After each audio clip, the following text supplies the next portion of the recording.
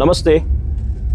हम आज है पाटन जिले के शंखेश्वर तहसील के धनोरा, जो प्रकृति धाम बना है, निसर्ग निकेतन ऋषि दंपति मान्य दिनेश भाई ठाकर साहब और हमारी देवेंद्रबेन भट्ट जी, दोनों दंपति ने ये सुखे विस्तार में स्वर्ग को नीचे उतारा है और प्रकृति की सेवा दंपति कर रहे हैं। मैं आज उनके बारे में थोड़ा जानना चाहूँगा। नमस्ते जी। पहले आपके बारे में आप कुछ बताएं। मेरा नाम देवेंद्रबेन दिनेश चंद्र ठाकर है। निसर्ग निकेतन निसर्ग सेवा ट्रस्ट द्वारा वहाँ पेड़ पौधे, पक्षियों और सरीसृप जीव सृष्टि को बचाने का अभियान शुरू किया है। अकाल की परिस्थिति में को देखकर हमारे मन में संवेदना जागृत हुई और इसी संवेदना ने ही हमें ये पक्षी और जीव सृष्टि बचाने के लिए हमें प्रेरणा मिली। और जीव सृष्टि तभी बच सकती है कि उनके लिए कोई आश्रय स्थान हो, निवास स्थान हो, और वही निवास स्थान, आश्रय स्थान हमें पेड़ पौधे लगाकर वहाँ पक्षियों के लिए बनाया है। मानव और मानवेतर सृष्टि के लिए हमने एक अभियान यहाँ शुरू किया है। बहन जी, मैं चाहूँगा, अभी आप क्या काम कर रहे हैं निसर्ग में? अभी हम निसर्ग में यही काम कर रहे हैं। पेड़ पौधे, असंख्य पेड़ पौधे लगाए हैं।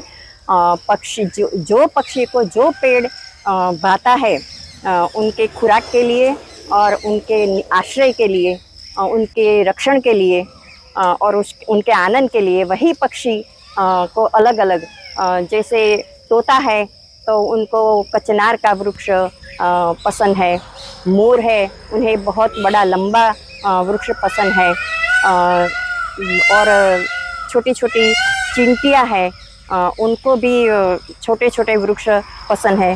तो जिस पक्षी को जिस वृक्ष की ज़रूरत है, ऐसे वृक्ष हमने पेड़ पौधे बोए हैं। अभी भी लगाने का अभियान शुरू ही है, जारी है। वहाँ हम अन्य समाज को भी और अन्य पाठशालाओं सबको भी पानी के कुंडा, पानी का, पक्षियों का घोंसला, ये सब हम देते हैं। मैं बताना चाहूँगा कि शिक्षक दंपति है, अपने समय में शिक्षण कार्य किया और वय निवृत्त होके ये निसर्ग निकेतन का सर्जन किया है। मैं जानना चाहूँगा कि ऐसी क्या ज़रूरत थी कि निसर्ग निकेतन आपको बनाना पड़ा? क्या वजह थी इसकी?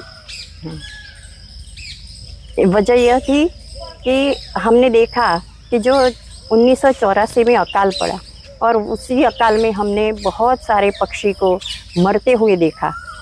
हमारी संवेदना जागृत हुई, हम नहीं देख सके और ऐसा निश्चय किया कि भाई इन लोगों के लिए, हमारे लिए तो सब कोई करता है, लेकिन ये जीव सृष्टि जो है तो इनके लिए कौन करेगा? अभी ये ग्लोबल वार्मिंग का समय है, अभी ये अकाल, ये तापमान पृथ्वी का बढ़ रहा है, तब ये पक्षी कहाँ जाएंगे? जो वृक्ष नहीं होंगे तो पक्षी भी नहीं होंगे, और पक्षी के बिना की, मानवेतर सृष्टि के बिना की सृष्टि, ये सृष्टि ही नहीं कही जाती। इसीलिए हमने उनको बचाने का एक अभियान छेड़ा है। अभी तो हम देख रहे हैं कि ये एक सुंदर सा वन बन गया है, तो मैं जानना चाहूँगा कि इस सिस्टम बनाने में कितनी मेहनत लगी आपको? ये सिस्टम बनाने में हमें पूरे 25 साल लग गए हैं। 25 साल के बाद उनका हमें परिणाम मिला है।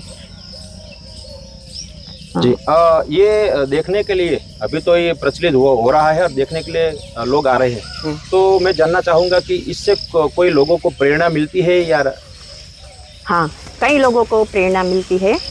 कई लोग हमारे ऐसा परिसर देखकर ऐसे 10 वन पर्यावरण के लिए और पशु पक्षियों के लिए ये बनाने का उन्होंने भी निर्णय किया है और इनका काम भी अभी शुरू हो रहा है। एक लास्ट प्रश्न आपको पूछूंगा। अच्छा। जानकर बहुत खुशी हुई कि एक जो अच्छा काम हो रहा है, जो प्रभु कार्य हो रहा है, इससे प्रेरणा लेके अन्य भी ऐसे काम हो रहे हैं। मैं जानना ये चाहूँगा कि अभी कितने पेड़ है और कितने पक्षी यहाँ निवास करते हैं? यहाँ तो अनगिनत पक्षी है, अनगिनत पेड़ है, असंख्य है। पक्षी भी आते हैं, आनंद करके खुराक खा के चले जाते हैं, फिर आते हैं, एक लौट आता है, फिर दूसरा जाता है। इस प्रकार बार बार ये कोई निवास नहीं है वहाँ, उनका स्थायी निवास नहीं है, लेकिन आवन जावन उनका चालू रहता है। खूब खूब हमें एक मैं बात बताऊंगी कि हमें प्रशासन का यानी कि वन विभाग का बहुत सहयोग मिला है जी जी। इसमें। नर्सरी जो आसपास की नर्सरी है, वहाँ से हमें पेड़ पौधे बहुत सहकार पेड़ पौधे में मिला है, और इनकी कृपा से हम, इनका सहयोग से हम अच्छा काम कर रहे हैं। जानकर बहुत खुशी हुई कि एक शिक्षक अपने व्यवसाय, निजी व्यवसाय से निवृत्त होकर पर्यावरण के लिए, पक्षियों के लिए, ये भू रक्षा, जल रक्षा, पर्यावरण रक्षा का विचार जो हमारा है, उनको चरितार्थ करने के लिए ये अपना निवृत्त जीवन जो वानप्रस्थ आश्रम है, उनको खरे अर्थ में, सच्चे अर्थ में सार्थक कर रहे। आपको मिलकर खूब खुशी हुई और हमें भी प्रेरणा मिली है। आपके चरणों में सतत वंदन।